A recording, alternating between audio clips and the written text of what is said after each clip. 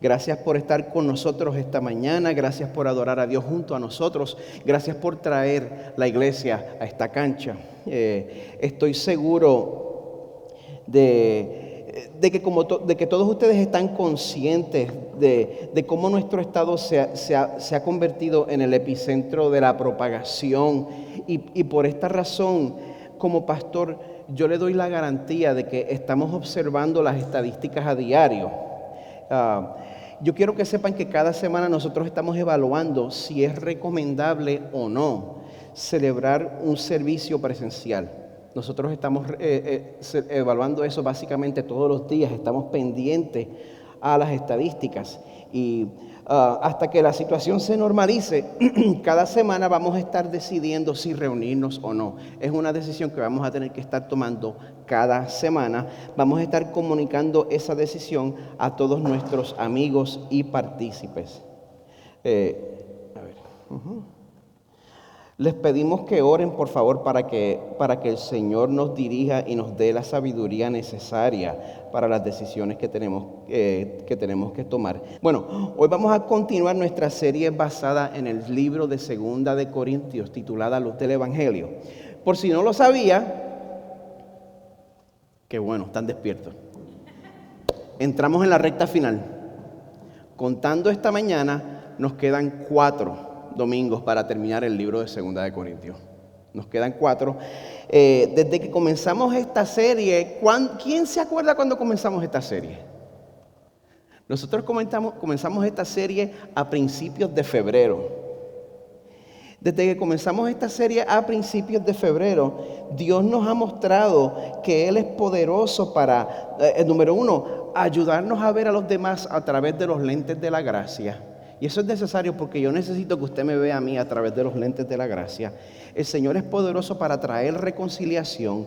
El Señor es poderoso para redimir todo sufrimiento. Y el Señor es poderoso para transformar la debilidad en fuerza.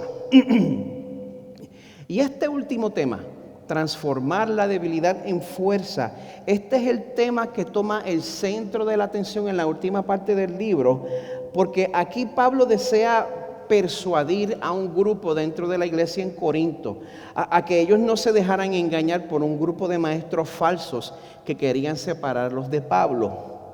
Para separarlos de Pablo, pues hablaban mal de él, decían que Pablo pues había sufrido demasiado para que Dios estuviera respaldando su ministerio, que Pablo la había pasado demasiado difícil para que Dios lo estuviera respaldando y que ellos eran los apóstoles de verdad porque ellos hablaban más bonito, básicamente, porque ellos venían de Jerusalén y porque ellos no sufrían persecución.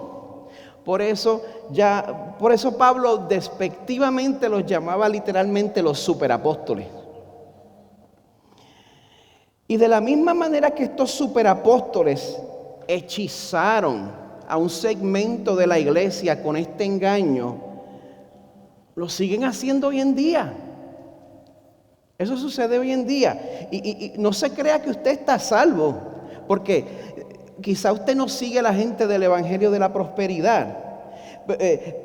Pero también dentro de la subcultura de las iglesias reformadas, si a usted se le da a escoger entre un ministerio que predique el evangelio fielmente, pero esté pasando dificultades, y otro ministerio que no sea tan fiel al evangelio, pero que se vea más prestigioso, la mayoría de la gente se va a ir con la opción B la mayoría del tiempo. Una vez más, les voy a compartir esta cita, slide number 3, David, de D.A. Carson, de su libro titulado Del triunfalismo a la madurez. Les comparto esta cita que dice así: el cristiano es especialmente vulnerable a este tipo de engaño astuto que combina el lenguaje de la fe y la religión con un contenido egocéntrico y halagador.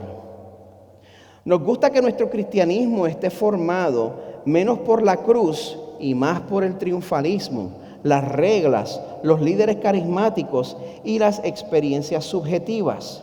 Y si a esta formación se le puede dar una capa de seguridad de ortodoxia con todo y sus clichés, no vamos a detectar la presencia del engañador, ni vamos a ver que estamos siendo desviados de la sencillez y pureza de la devoción a Cristo a un evangelio diferente. Como Pablo sabía que todos eran susceptibles a este tipo de engaño, pues nosotros hemos visto en las últimas semanas que Pablo decide responder en contra de esta amenaza. Y él lo hace dirigiéndose en contra de estos engañadores y también en contra de los seguidores que facilitaban este engaño. Pablo les decía, esta gente ha llegado gloriándose, haciendo alarde de sus calificaciones, haciendo alarde de sus logros. Ustedes se lo han tragado todito y hasta han tolerado que los traten mal. Al yo ver eso, bueno, como parece que ustedes solo entienden cuando uno llega de esta manera, tratándolos así, jactándose, pavoneándose, haciendo alarde, gloriándose, aunque a mí personalmente hacer eso me da asco, pues no hay más remedio, yo voy a tener también que gloriarme un poquito para así hablarle a ustedes en un lenguaje que ustedes puedan entender. Y eso nos lleva al tema de hoy. Vamos a hablar sobre, next slide, el resumen de Pablo. Así que les voy a pedir que busquen en sus Biblias en 2 de Corintios 11, versos 16 al 33. 2 de Corintios 11, versos 16 al 33. La última vez que cubrimos este libro, cuando cubrimos el principio del capítulo 11, Pablo dijo que como no le dejaba más remedio, él se iba a jactar como los locos. Pero es hoy, en esta segunda mitad del capítulo 11, que Pablo entonces procede a gloriarse como dijo que lo iba a hacer al principio del capítulo. Esto es algo que Pablo va a estar haciendo aquí y también en el capítulo 12, como van a ver en el próximo par de semanas. Pero lo que los corintios probablemente no esperaban es que la jactancia de Pablo iba a tomar un giro inesperado. Pero antes de comenzar, quiero pedirles que se unan a mí en oración, para que el Señor me ayude, para que el Señor quite toda distracción de mi mente y de la mente de ustedes y nos ayude en esta mañana. ¿Me ayudan? Vamos a pedirle ayuda al Señor. Padre, que estás en los cielos, te necesitamos, Señor. Esta es tu empresa. No queremos ser sorprendidos tratando de hacer tu trabajo en nuestras fuerzas. Esa sería la tragedia más grande, Señor. Necesitamos la ayuda de tu Espíritu Santo. Yo te pido, Señor, que tú me des a mí la claridad al hablar, la claridad al expresarme. Señor, que tú me des sanidad de doctrina al exponer tu palabra. Te pido, Señor, que todos aquí podamos entender lo que este pasaje significa y que podamos, Señor, aplicarlo correctamente. Te pido, Señor, que también tú nos muestres a través de este pasaje dónde debemos depositar nuestra confianza. Señor, ayúdanos a gloriarnos de la misma manera que vamos a ver a Pablo hacerlo aquí. Pedimos esto confiando en los méritos de tu Hijo perfecto Jesús. Amén. Bueno, si se están aburriendo, se va a poner peor la cosa. Porque voy a tratar de hablarles un poquito sobre el Imperio Romano. ¿A quién le gusta la clase de humanidades? A mí no me gustaba. Primer semestre, primer año de universidad. Pero bueno, yo me redimí el segundo año.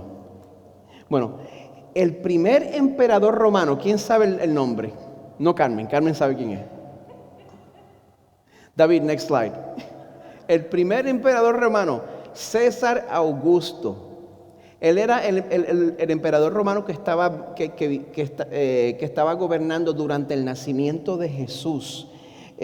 Unos años antes de él morir, él ordenó que hicieran una inscripción sobre pared. Una inscripción sobre pared, o sea, que esto era algo que estaba hecho sobre una pared de piedra con cincel. Estábamos escribiendo algo sobre pared con cincel. Una inscripción extensa que hablaba detalladamente sobre su vida y sobre sus logros. Y esta inscripción era una autobiografía. Él estaba dando esta información. Por lo tanto, históricamente, pues esto no era muy objetivo, que digamos. Era más bien un acto de propaganda que ofrecía una visión óptima de Augusto como emperador y omitía todo lo controversial. El nombre de esta inscripción es Res Gestae Divi Augusti, las hazañas del divino Augusto. Un museo en Roma tiene una reproducción de esa inscripción que restauraron hace unos 15 años. Next slide. Ahí ustedes pueden apreciar que esa inscripción es esencialmente del largo de una tesis.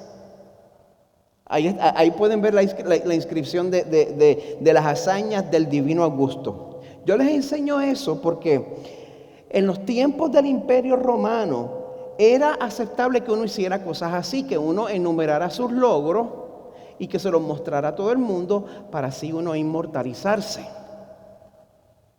Qué bueno que esas actitudes han quedado en el pasado. Qué bueno que tú sabes que la gente no es así ya. Qué bueno que especialmente los cristianos no somos así. Amén.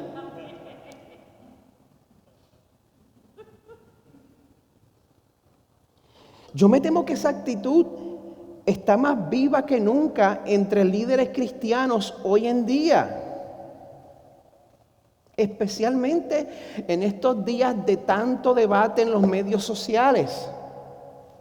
Yo he visto como muchos utilizan sus estudios, sus logros como su fundamento en el momento de meterse en batallas verbales. Si fuera posible, a veces yo me pregunto si yo tuviera los recursos para hacerlo, yo me pregunto si yo mandaría hacer una pared en la iglesia que planté, una pared que detallara y que hiciera honor a las hazañas del divino pastor y plantador. Yo me pregunto si los pastores mandáramos a hacer eso si tuviéramos los medios para hacerlo. Es increíble, igualito que el mundo, nosotros estamos buscando justificar nuestras existencias y no queremos ser olvidados. Estamos buscando significado en esta vida. Estamos buscando significado en esta vida de acuerdo a cómo el mundo lo define.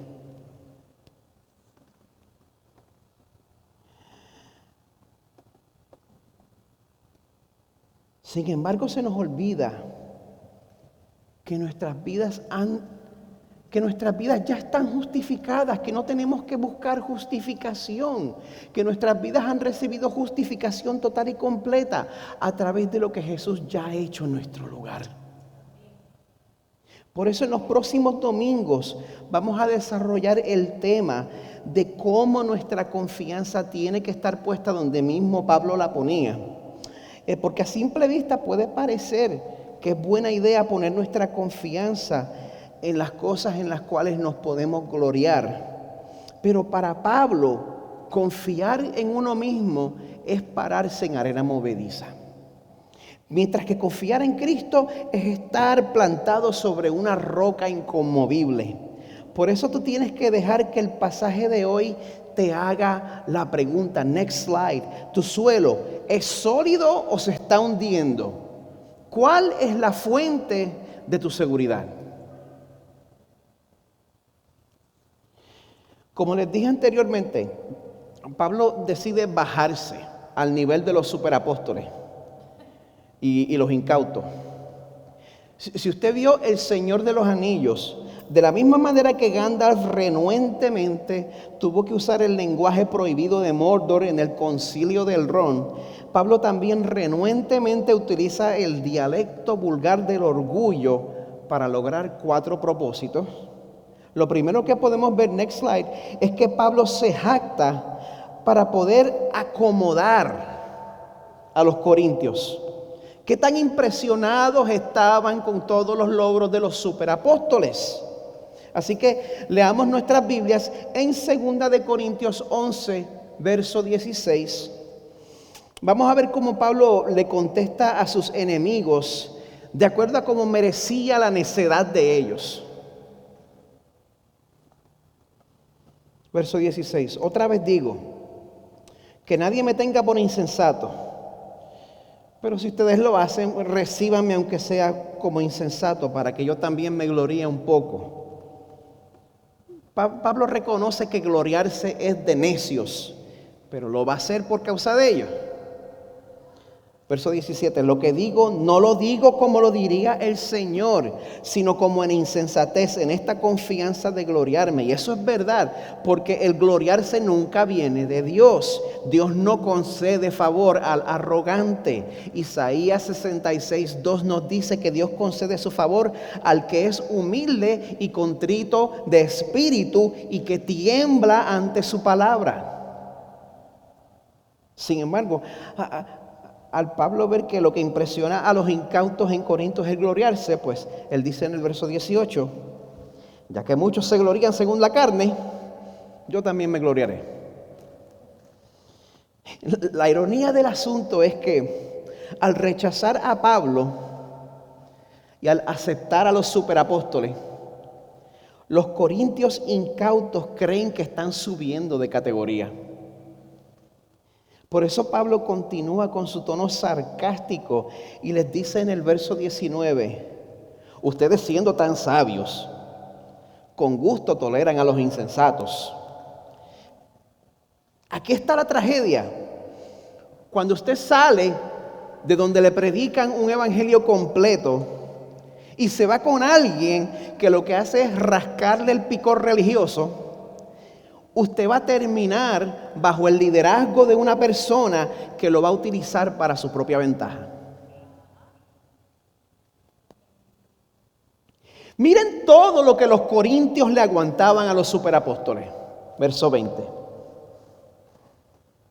Pues toleran si alguien los esclaviza. Un líder centrado en Jesús no trata de controlar tu vida ni la vida de tu familia. Si usted percibe eso de mí, me lo deja saber.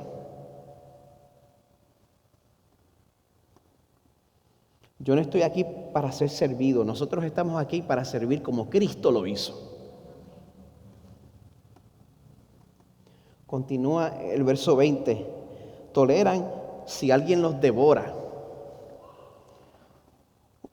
Un líder centrado en Jesús desea que usted sea fiel en sus finanzas como adoración y para que usted obedezca al Señor. Pero un líder centrado en Jesús no está pendiente a secarle su cuenta de banco, sino que quiere que usted sea un fiel proveedor para su familia sobre todo. Continúa el verso 20. Ustedes toleran si alguien se aprovecha de ustedes. Gente, si usted está en una iglesia donde parece que la única persona que se está beneficiando es el siervo superapóstol, y usted siente que le están sacando el jugo, lo dejo ahí. Toleran si alguien se exalta a sí mismo. Y esto puede ser muy sutil. Porque se nota pues cuando uno siempre está tratando de llamar la atención, eso se nota. Pero hay maneras bien sutiles de uno exaltarse a sí mismo. Hay maneras por ejemplo, en las cuales uno puede obedecer a Dios y Él se lleva la gloria. Pero también hay maneras en que uno obedece al Señor y todo el mundo se entera. Y todo el mundo queda impresionado con mi obediencia y con lo piadoso que soy. Hay muchas maneras muy sutiles de exaltarme a mí mismo.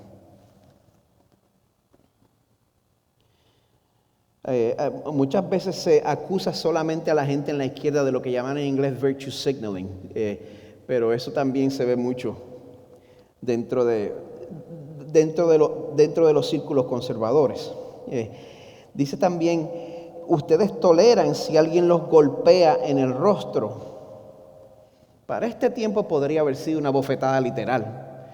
Yo espero que, cuando la gente está metida en sectas, pues no hay, cualquier cosa puede ocurrir. Pero en estos días hay muchos líderes que si usted los desafía en cualquier manera, van a responder con ataques personales para avergonzarle, para atacarle, para hacerle sentir mal. Y si tiene información personal sobre usted, lo va a usar en contra suya. ¿Usted se da cuenta de la diferencia? Pablo, de la manera que los trata, Pablo fundó la iglesia. Pablo instruye a los corintios en la fe. Pablo cuida de ellos. Pablo los discipula. Pablo los ama, por lo tanto los corrige. Y entonces ellos abandonan a Pablo como si nunca hubiera existido. Sin embargo, todas esas pocas vergüenzas que les dije se las aguantaban sin ningún problema a los superapóstoles. Por eso Pablo les sigue hablando con sarcasmo en el verso 21. Bueno, para vergüenza mía digo que en comparación nosotros hemos sido débiles. O sea, si yo hubiera sabido que ustedes se dejaban manipular de esta manera, yo me habría aprovechado. Pero es que yo me temo que yo tenía demasiados escrúpulos.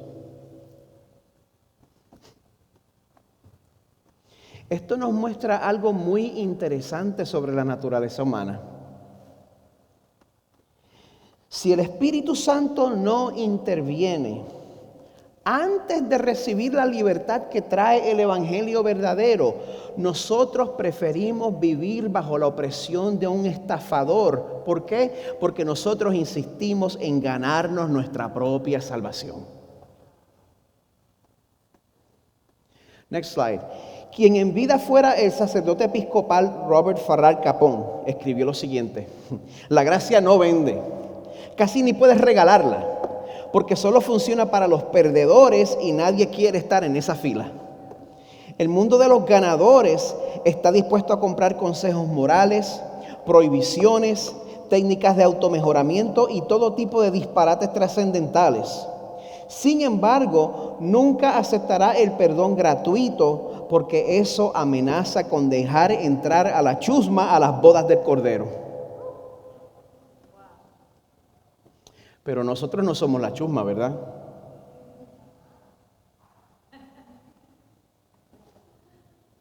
No, nosotros somos personas de valores. Nosotros creemos en las 5 solas. Nosotros votamos por el mismo partido por el cual Jesús va a votar en noviembre, ¿verdad? Porque usted sabe que Jesús está registrado para votar en las elecciones de los Estados Unidos, ¿verdad? Y las de Puerto Rico también. Así de ridículo como suena, pues Pablo hace una excepción y él también se gloría, next slide, para poder admitir que él era de buen pedigrí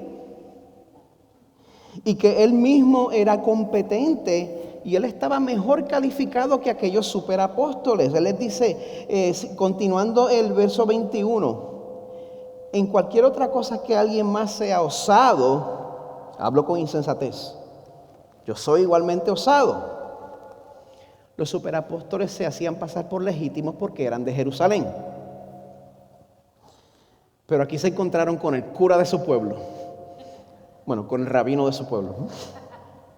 Porque Pablo era legítimamente judío por donde quiera que lo mirara. Verso 22, ¿son ellos hebreos? Yo también. ¿Son israelitas? Yo también. ¿Son descendientes de Abraham?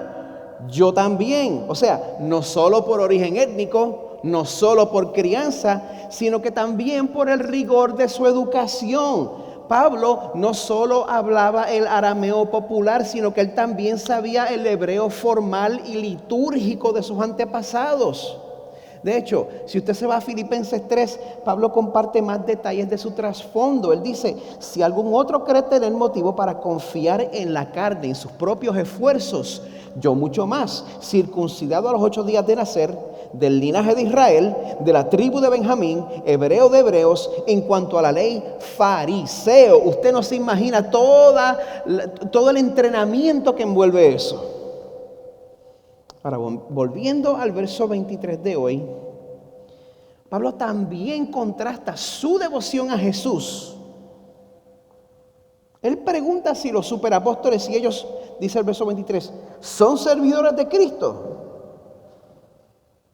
Hablo como si hubiera perdido el juicio. Yo más. Es en este punto que las cosas toman el giro interesante. Y es porque Pablo, next slide, se está gloriando con el propósito de aclarar en qué verdaderamente nos debemos gloriar. ¿Qué exactamente hace que Pablo sea más servidor de Cristo que los superapóstoles? El sello de autenticidad era precisamente la persecución y el sufrimiento que Pablo había pasado. Continuando con el verso 23, Pablo dice que él había estado en muchos más trabajos, en muchas más cárceles, en azotes un sinnúmero de veces, con frecuencia en peligros de muerte. Entonces entra en detalles. 5 veces he recibido de los judíos 39 azotes. Eso es un castigo distintivamente judío. Los que estuvieron con nosotros durante nuestra serie del libro de los Hechos, ustedes saben que cuando Pablo llegaba a una ciudad nueva, ¿a quiénes iba él primero? A los judíos. Predicaba primero a los judíos. Compartía el evangelio primero con los judíos, y cada vez que él llegaba a una nueva sinagoga a compartir las buenas noticias de Jesús, él conocía la ley judía y él conocía que corría el riesgo de llevarse ese mismo castigo que asignaba la ley judía por lo que ellos consideraban herejía: 39 latigazos.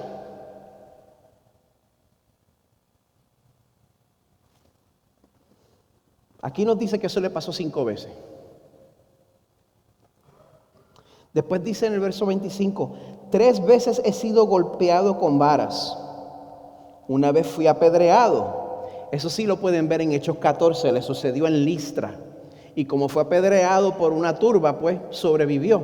Si hubiera sido apedreado formalmente por una sinagoga, no hubiera sobrevivido. Dice, 3 veces naufragué. Y he pasado una noche y un día en lo profundo. O sea, naufragó y estuvo a la deriva después de naufragar en el mar un día y una noche. ¿Quién vio Titanic? Los que se quedaron flotando en la puerta. Imagínese usted estar flotando en un pedazo de madera en un mar tormentoso. Un día y una noche. Y el Dios que usted ama y el Dios que usted sirve, el mismo Jesús que tiene poder para parar la tormenta, la deja seguir.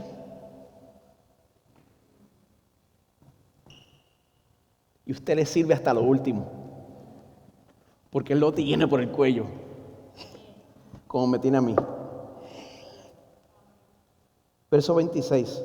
Con frecuencia en viajes, en peligros de ríos, peligros de salteadores, peligros de mis compatriotas, peligros de los gentiles, peligros en la ciudad, peligros en el desierto, peligros en el mar. Viajar era un peligro entonces, viajar no era como ahora. Peligros entre falsos hermanos, en trabajos y fatigas, en muchas noches de desvelo.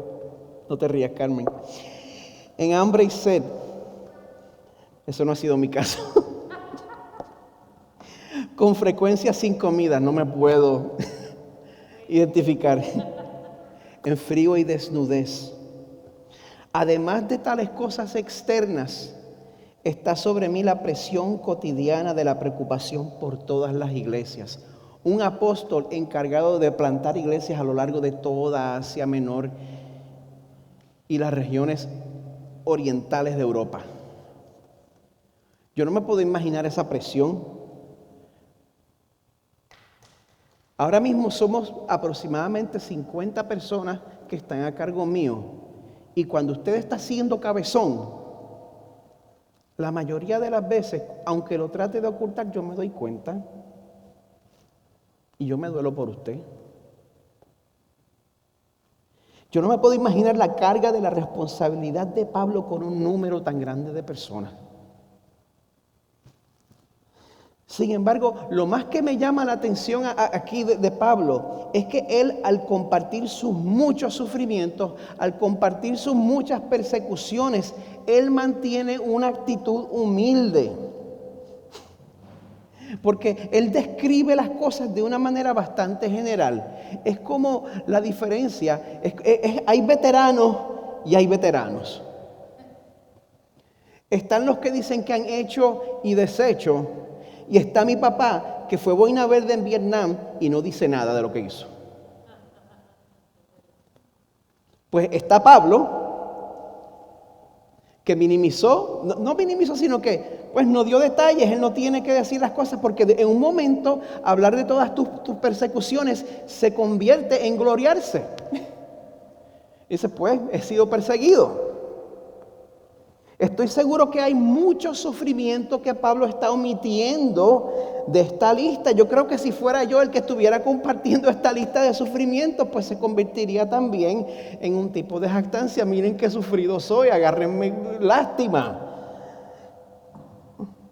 Los cristianos de hoy se cantan mártires crucificados si Facebook les borra una publicación.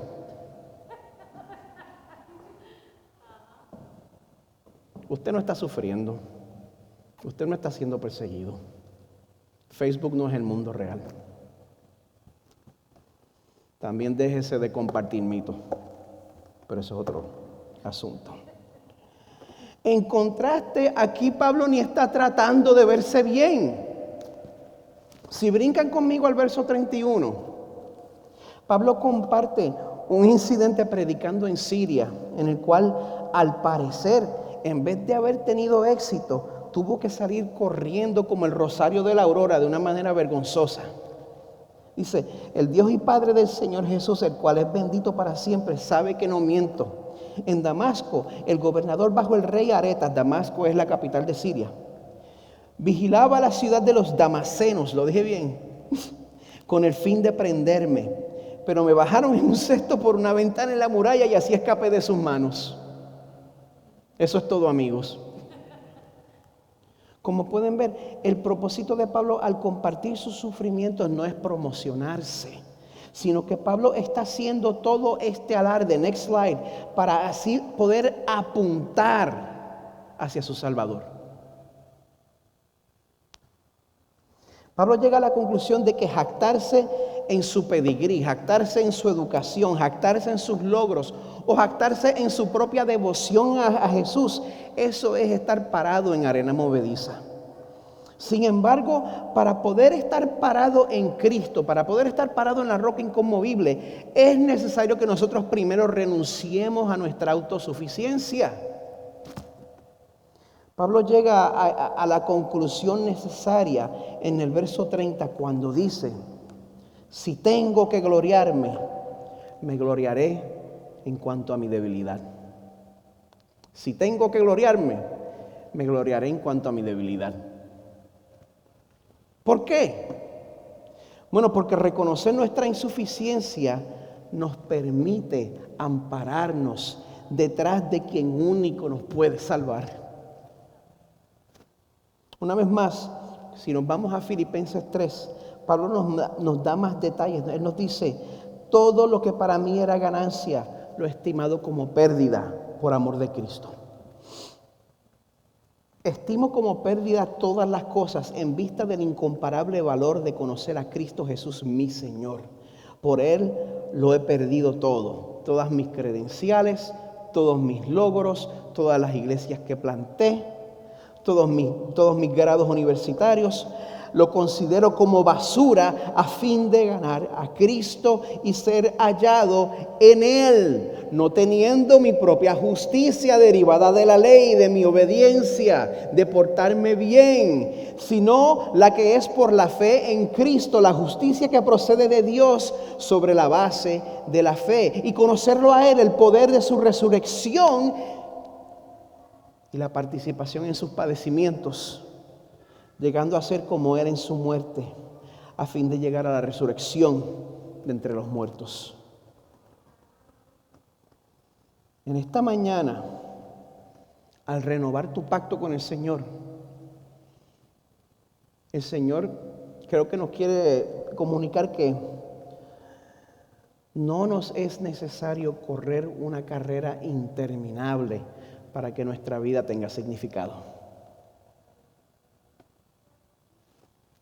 Él nos llama a que soltemos esa carga de confiar en nuestra propia justicia, en nuestra propia obediencia, en nuestras propias buenas obras, y a que nos acerquemos a Él confiado, a que confíes en que Jesús es suficiente para salvarte, para cambiarte, y para que haya satisfacción, para que haya identidad, para que haya significado solamente en Él. Sí, venimos ante un Dios santo como pecadores que necesitan perdón. Pero quiero que sepas que si el Señor te está llamando esta mañana, no va en contra de la palabra de Dios exhortarte a responder ese llamado y asegurarte que Dios te ama.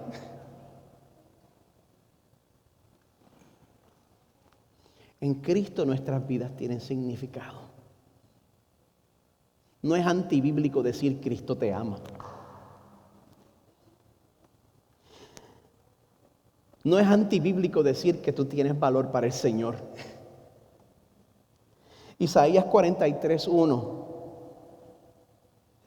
No temas porque yo te he redimido, te he llamado por tu nombre, mío eres tú. Brinca al verso 4. Eres precioso a mis ojos, digno de honra, yo te amo.